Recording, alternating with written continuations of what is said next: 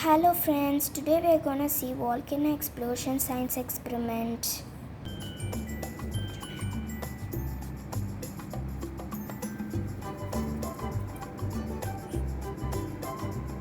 Required things are baking soda, red color powder, we need vim washing liquid and vinegar and a volcano base.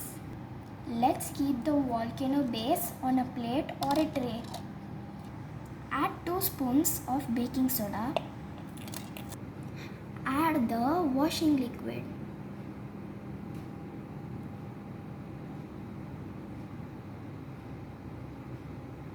Let's add the red color powder.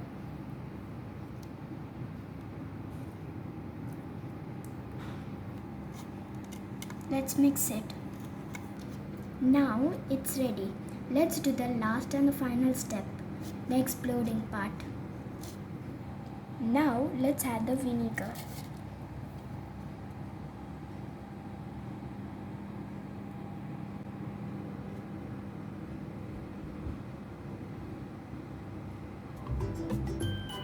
Can you see the volcano now?